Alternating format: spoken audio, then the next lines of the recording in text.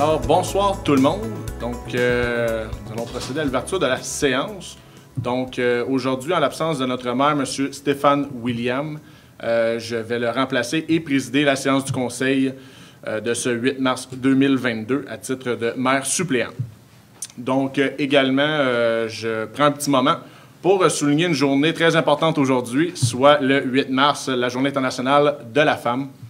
Donc, en mon nom et celui du conseil municipal, je tiens à souhaiter une excellente journée à toutes les femmes qui nous entourent et qui contribuent à leur manière à créer un monde meilleur jour après jour. Je lève aussi mon chapeau aux 3 conseillères inspirantes que nous avons avec nous ce soir, nos conseillères municipales. Mesdames, vous représentez parfaitement ce que c'est de briser les plafonds de verre. Alors, bonne journée, mesdames.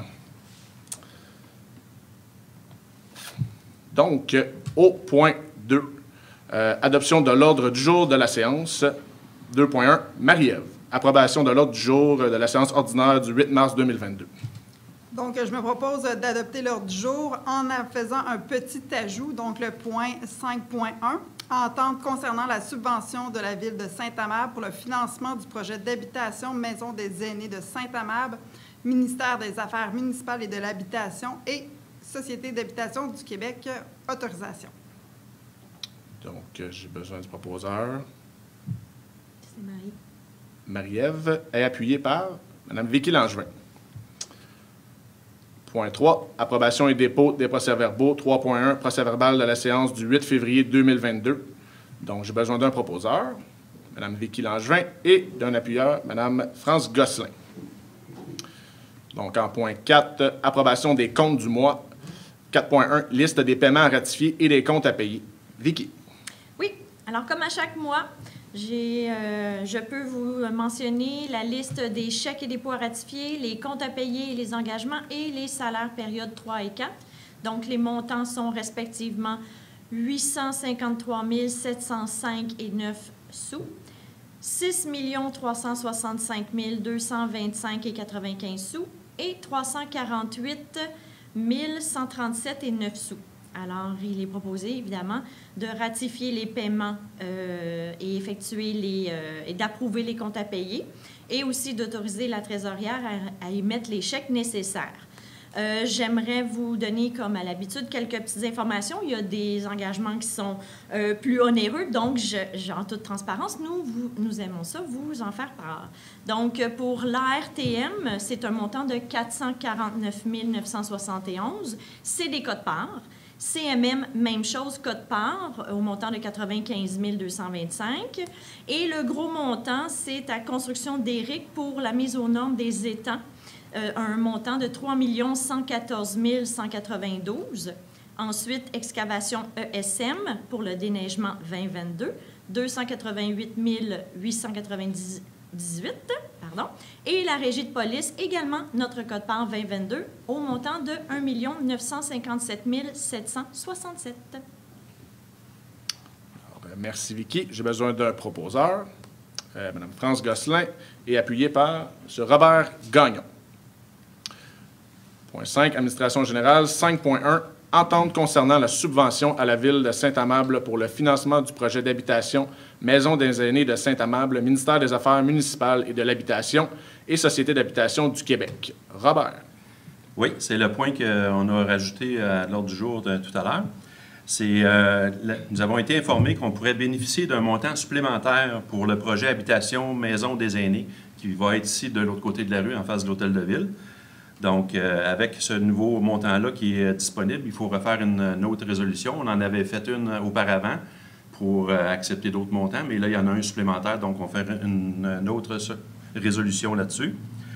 Donc, considérant que le projet d'habitation Maison des aînés de Saint-Amable a été déposé à la Société d'habitation du Québec dans le cadre du programme Accès Logis Québec, considérant que ce projet est localisé, comme je disais tout à l'heure, de l'autre côté de la rue, au coin Coursol et Principal, considérant que ce projet de 40 logements requiert un soutien financier important, considérant que le ministre a été autorisé à octroyer une nouvelle subvention à la Ville afin de lui permettre de financer la réalisation de ce projet sur son territoire, il est donc proposé d'autoriser le maire et la greffière à signer pour et au nom de la Ville de Saint-Amable une entente avec le ministère des Affaires municipales et de l'Habitation et de la Société d'habitation du Québec concernant une subvention pour le financement du projet d'habitation Maison des aînés de Saint-Amable, ainsi que tout autre document pouvant être requis afin de donner effet aux présentes. Merci, Robert. Ça me prend un proposeur.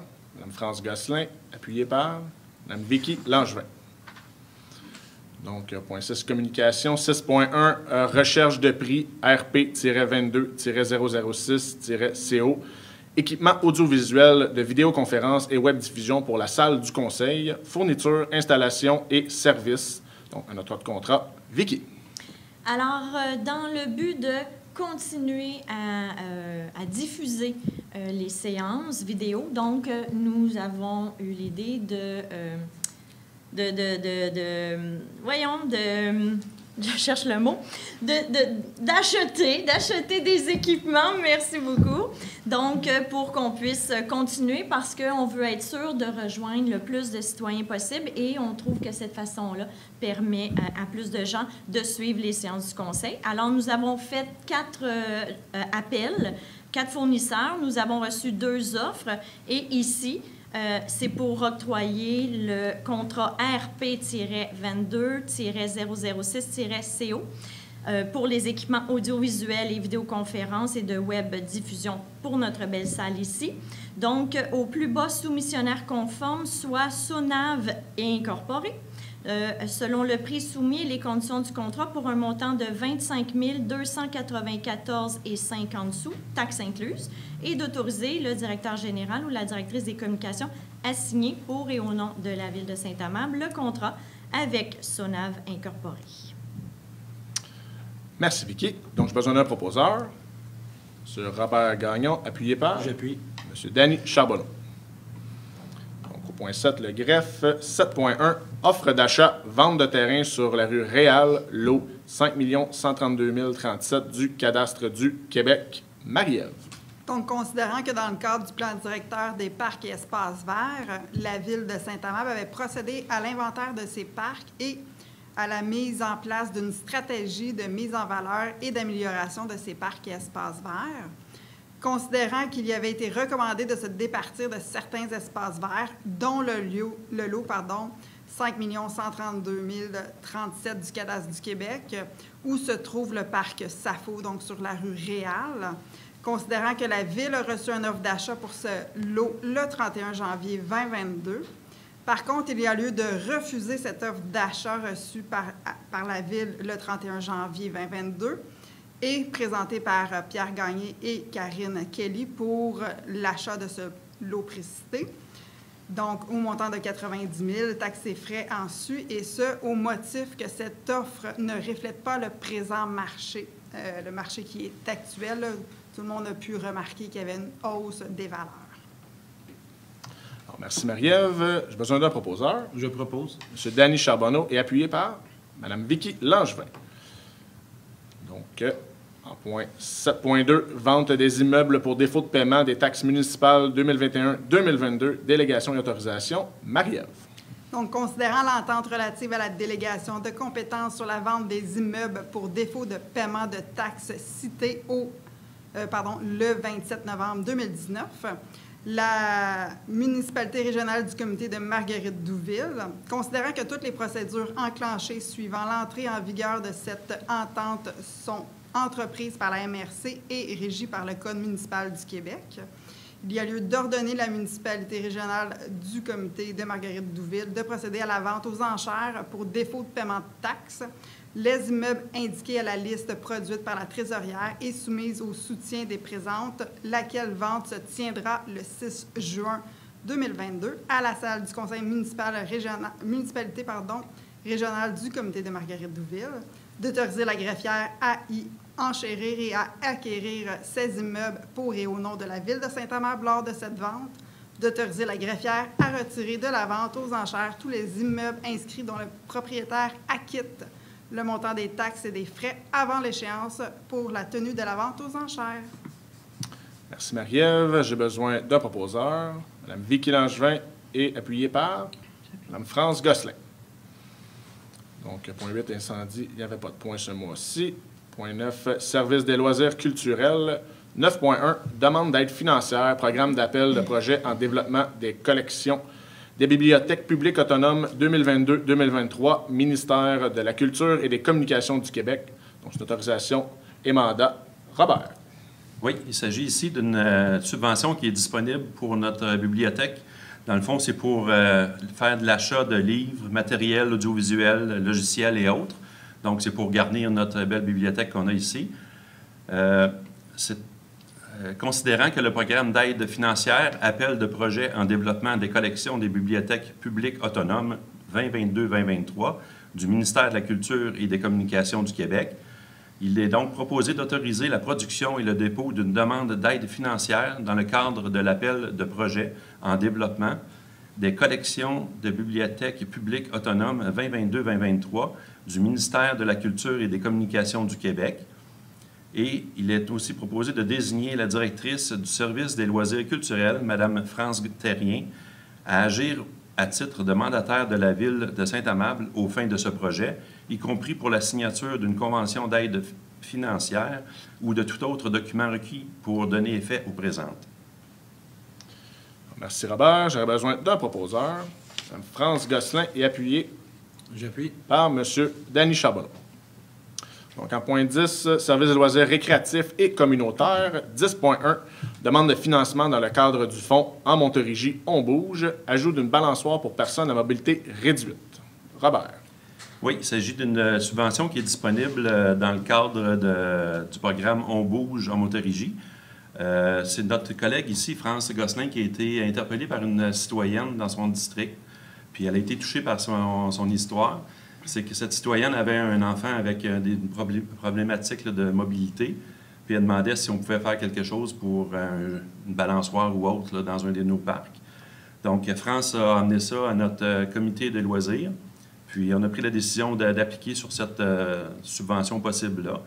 Donc, considérant que la Ville de Saint-Amable souhaite déposer une demande d'aide financière dans le cadre du fonds En Montérégie, on bouge à l'hiver 2021-2022, considérant que la Ville de Saint-Amable certifie que les renseignements contenus dans la demande et dans les documents déposés à Loisirs Sport Montérégie sont complets, exacts et véridiques, considérant que la Ville de Saint-Amable s'engage à utiliser l'aide financière octroyée conformément aux orientations et objectifs du programme, à utiliser l'aide financière selon les modalités du programme et fournir sur demande un bilan financier de réalisation à Loisirs Sport Montérégie.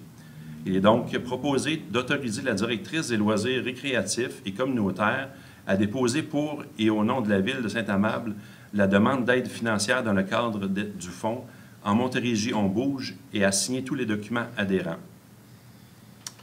Merci, Robert. J'ai besoin d'un proposeur. Je propose. M. Danny Charbonneau, appuyé par Mme Marie-Ève Tanguay. Donc, 10.2, demande de financement dans le cadre du fonds En Montérégie, on bouge, resurfaçage du terrain de tennis. Robert. C'est encore le même type de subvention qui est dans ce point-là. C'est concernant le resurfaçage de nos terrains de tennis. Comme vous savez, le terrain vieillit avec le temps. Il y a des fissures dans le sol. Donc, il faut avoir une peinture et un matériel spécial pour ça. Donc, on va appliquer sur cette subvention qui est disponible. C'est les mêmes considérants que le point 10.1 précédent. Donc, je ne les énumérerai pas toutes. Il est donc proposé d'autoriser la directrice des loisirs récréatifs et communautaires à déposer pour et au nom de la Ville de Saint-Amable la demande d'aide financière dans le cadre fonds En Montérégie, on bouge et à signer tous les documents adhérents. Merci, Robert. J'ai besoin d'un proposeur. Je vais proposer Danny Charbonneau et Mme Marie-Ève Tanguay comme appuyeur. 10.3, demande de financement dans le cadre du fonds Montérégie, on bouge, parcours d'agilité style hébertisme. Robert. C'est encore le même genre de subvention. On est dans les subventions à soir. Si c'est pour le développement du parc Le Rocher, on a un plan d'aménagement du parc qui est en cours présentement. Puis, cette subvention-là va servir pour un parcours d'agilité de style hébertisme qui va être installé. C'est un jeu qui peut être fait par plusieurs tranches d'âge. Donc, c'est encore les mêmes considérants que précédemment dans les points 10.1 et 10.2. Il est donc proposé d'autoriser la directrice des loisirs récréatifs et communautaires à déposer pour et au nom de la Ville de Saint-Amable la demande d'aide financière dans le cadre du fonds En Montérégie, on bouge et à signer tous les documents afférents. Merci, Robert. J'ai besoin d'un proposeur. Je vais proposer également. M. Danny Charbonneau, appuyé par Mme Marie-Ève Tanguay. Donc, point 11, services techniques et des travaux publics. Point 11.1, recherche de prix RP-22-002-TP relatif à l'achat d'une camionnette neuve de type pick-up à cabine allongée. Donc, c'est un octroi de contrat. Danny.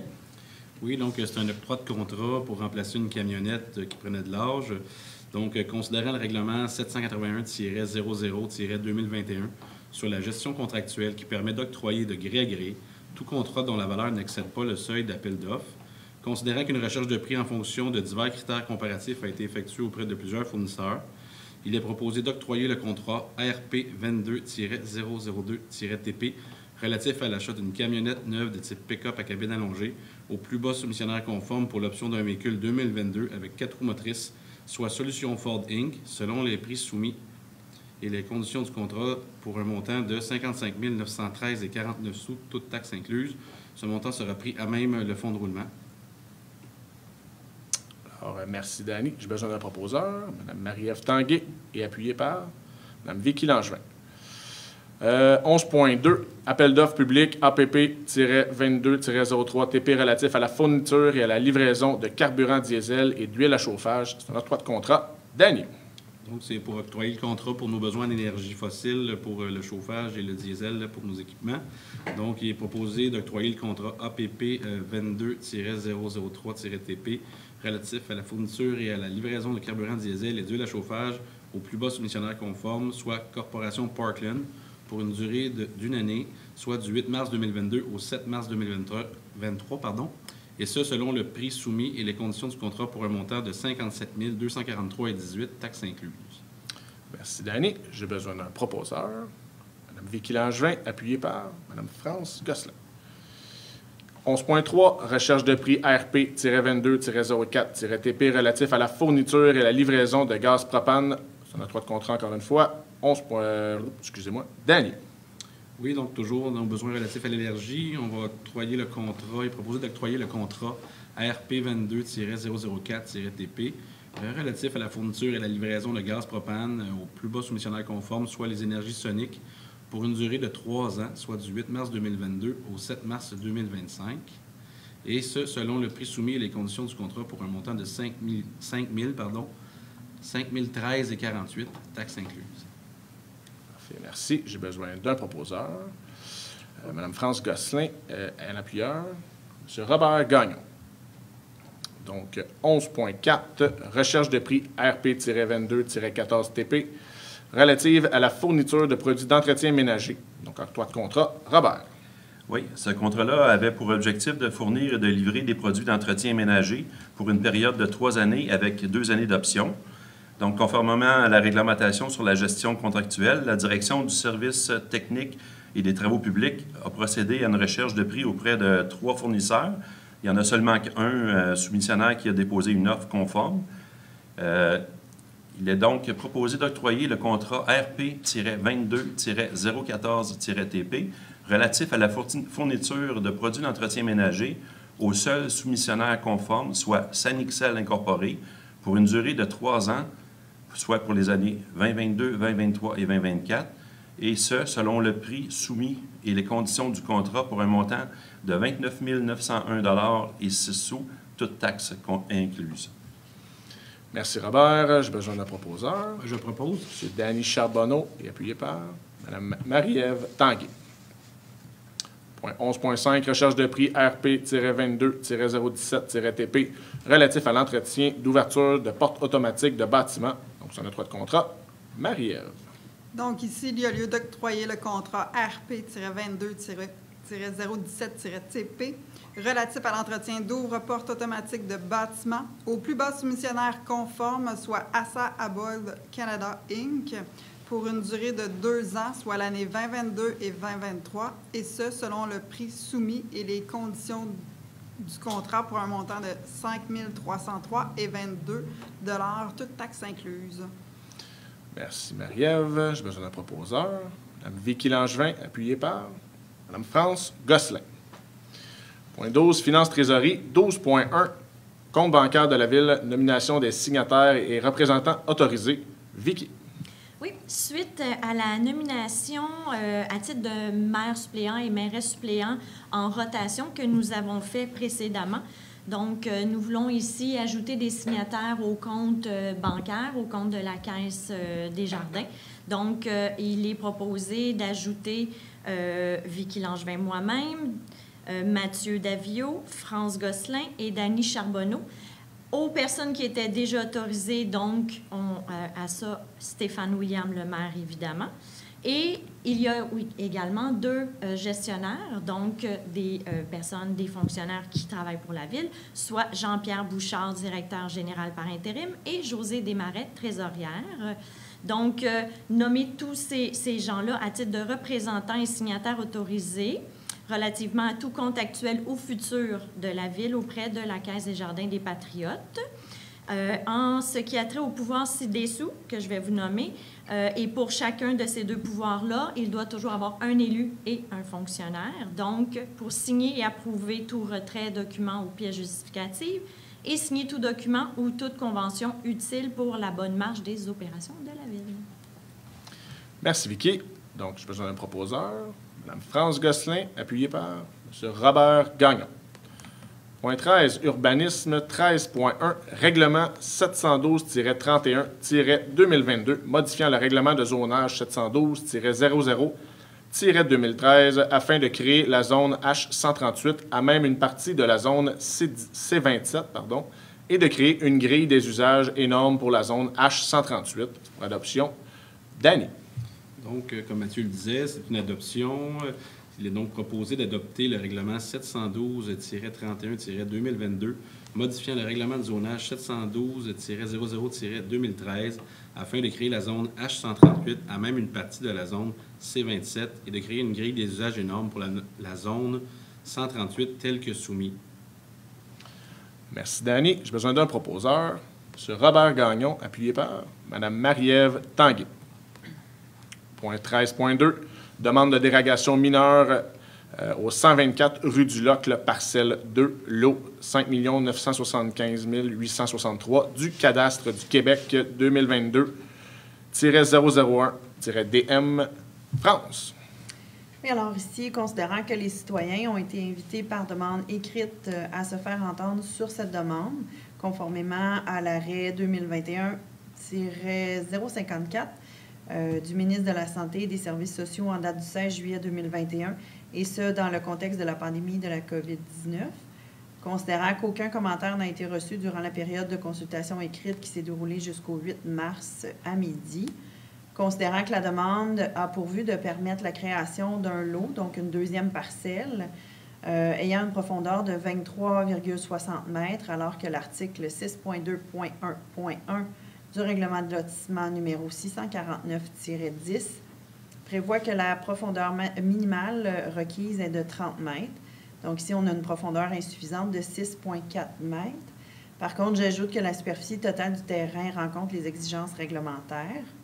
Considérant qu'un préjudice sérieux pourrait être causé au requérant si la dérogation était refusée, considérant que la dérogation ne semble pas porter atteinte à la jouissance du droit de propriété des propriétaires des immeubles voisins, considérant la recommandation favorable du comité consultatif d'urbanisme, il y a lieu de proposer et d'accepter, telle que proposée, la demande de dérogation mineure numéro 2022-001-DM. Merci, France. J'ai besoin d'un proposeur. Marie-Ève Tanguay, appuyée par Mme Vicky Langevin.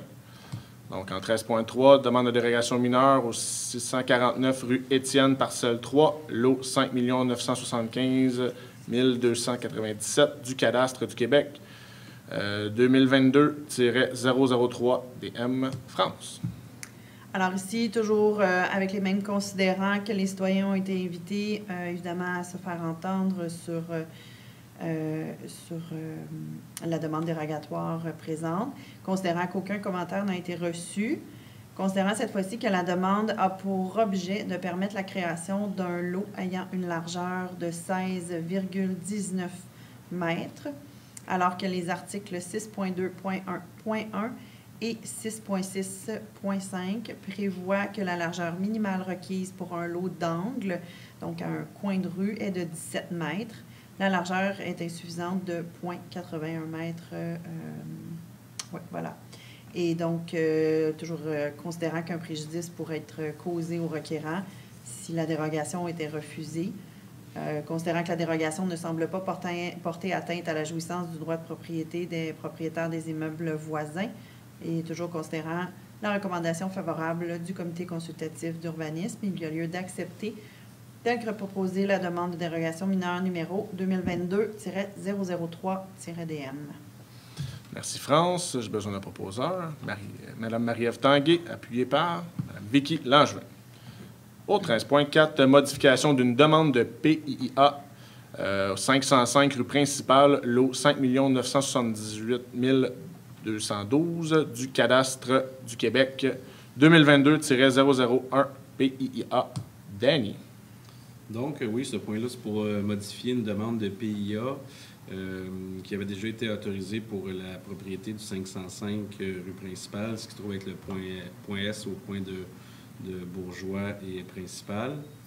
Considérant que la demande numéro 2021-009 PIA du CCU numéro 504 a été acceptée par la résolution numéro 236-08-21. C'était pour une rénovation et agrandissement d'un bâtiment commercial. Et ce, afin d'augmenter la hauteur du bâtiment passant de 7,62 mètres à 8,84 mètres pour la section la plus haute de celui-ci. Considérant que la demande consiste également à l'ajout d'une porte de garage sur la façade gauche et un escalier de secours sur le mur arrière. Considérant que l'analyse s'est faite sur la base des documents déposés, dont les suivants, le projet d'implantation portant le numéro de minute 29 941 et le numéro de dossier ALON 21 2047-1, produit par Jean-Luc Léger, arpenteur géomètre, en date du 26 janvier 2022. Également, le plan de construction portant le numéro de dossier 21008-08, produit par Jacques Monti de la firme Monti et Associés, en date du 10 janvier 2022. Et également, le plan de structure portant le numéro de dossier OG 2104-19-S201-07, produit par Olivier Girard de la firme OG Consultant en date du 25 janvier 2022. Et également l'élévation 3D déposée le 27 janvier 2022. Considérant que le comité consultatif d'urbanisme est favorable, il est proposé d'accepter tel que proposé la demande de modification de la demande de PIA numéro 2022-001-PIA. Merci, Danny. Donc, j'ai besoin d'un proposeur. Mme Vicky Langevin, appuyée par Mme France Gosselin. Donc, en 13.5, traitement des membres citoyens du comité consultatif d'urbanisme, année 2022. France. Alors, considérant l'article 70.0.1 de la loi sur les cités et villes, il y a lieu d'autoriser un jeton de présence par séance de 98,57 $ pour les membres citoyens du comité consultatif d'urbanisme pour l'année 2022. Alors, merci, France. J'ai besoin d'un proposeur. M. Robert Gagnon, appuyé par... J'appuie. M. Danny Charbonneau. Donc, au point 13.6, programme d'aide financière à la restauration patrimoniale, regroupement de municipalités pour l'octroi d'un contrat relatif à la réalisation de carnets de santé. C'est une autorisation. Vicky. Oui, alors ici, un carnet de santé, juste pour vous informer, c'est un rapport qui précise l'état général de l'immeuble patrimonial avant la réalisation des travaux de restauration. Et sur notre territoire, nous avons 3 adresses qui correspondent à ce critère-là de patrimonial. Donc, le 970 rue principale, l'église, le 970 principal presbytère et le 960 rue principale. Alors, considérant que la MRC désire être mandatée par les municipalités locales pour le processus et l'octroi d'un contrat pour l'obtention de services professionnels dans le cadre de la production des carnets de santé exigés en vertu du règlement numéro 219 visant l'établissement d'un programme d'aide financière à la restauration patrimoniale. Considérant qu'à la suite de la conclusion de ce contrat, les municipalités locales seront respectivement responsables de la gestion des services qui leur seront fournis comme si elles avaient elles-mêmes contracté ce contrat.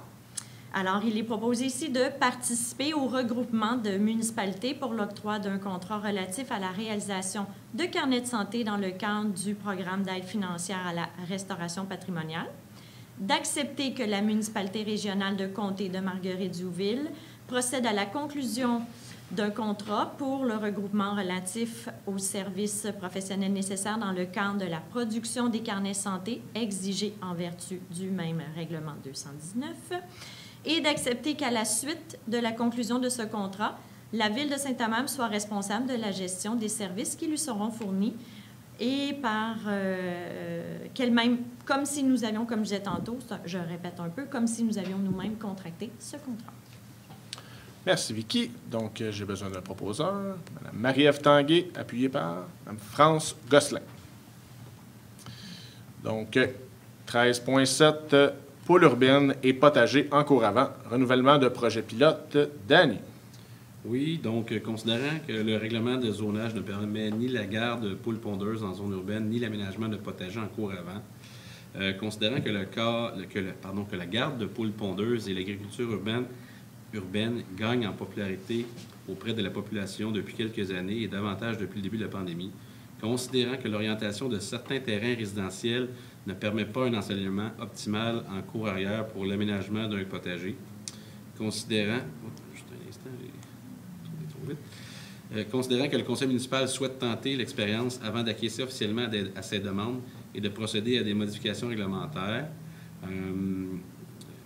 considérant aussi que la Ville conserve la possibilité de faire appliquer toute disposition pertinente de sa réglementation dans le cadre de ses projets pilotes advenant un acte dérogatoire ou le non-respect des normes imposées, notamment par le biais du règlement relatif aux animaux et du règlement sur les nuisances et la paix publique. Il est proposé d'adopter pour une durée approximative d'1 an le renouvellement des projets pilotes permettant la garde de poules pondeuses en zone urbaine et l'aménagement de potagers en cours avant, le tout sujet au respect des normes imposées par la Ville, lesquelles sont jointes à la présente résolution pour en faire partie intégrante, d'assujettir le projet pilote concernant les poules urbaines à une demande d'autorisation présentée au service de l'urbanisme par chaque citoyen qui désire participer au projet, que la Ville conserve la possibilité de mettre fin au projet pilote en tout temps, notamment advenant le non-respect des normes par plusieurs citoyens participant au projet pilote ou suite à la réception de nombreuses plaintes en lien avec ce projet, que la Ville puisse exiger le démantèlement de tout poulailler et retirer l'autorisation de garde de poules pondeuses à tout citoyen si la situation l'exige. Merci, Danny. J'ai besoin d'un proposeur. M. Robert Gagnon, appuyé par Mme Marie-Ève Tanguay. Donc, 14 dépôts de documents. 14.1, rapport d'activité de la trésorière. Donc, la trésorière dépose son rapport annuel sur les dépenses et contributions électorales. 14.2, taux d'intérêt pour le retard du versement des quotes-parts résolution de la MRC. Donc, le Conseil prend acte du dépôt de résolution de la MRC. 14.3, procès verbal du 15 février 2022 du Comité consultatif d'urbanisme. Donc, le procès verbal du Comité consultatif du 15 février est déposé. 14.4, registre de déclaration, formation sur l'éthique et déontologie. Donc, la greffière dépose son rapport au Conseil. Et point 15 maintenant. Donc, les points d'information et de questions. Donc, point d'information sur les statistiques. Robert.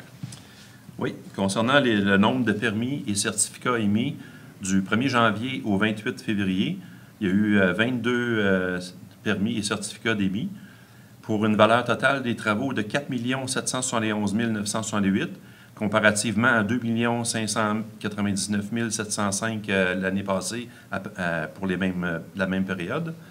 Puis, nombre de logements créés, 2 logements pour cette année. Donc, c'est une augmentation d'à peu près un petit peu plus que 2 millions. C'est bon. Merci, Robert. Alors, conformément à l'arrêt ministériel 2020-049 du 4 juillet 2020, les citoyens ont eu l'opportunité d'acheminer leurs questions par écrit aux membres du Conseil, et ce, jusqu'à midi aujourd'hui. Donc, il n'y a pas eu de questions qui a été acheminée de façon électronique. Donc, je déclare la période de questions en présentiel ouverte. Est-ce qu'il y a des questions? Tout le monde est silencieux pour une première. Donc, je vous remercie beaucoup. On va aller au point 16, la levée de la séance. Donc, j'ai besoin d'un proposeur.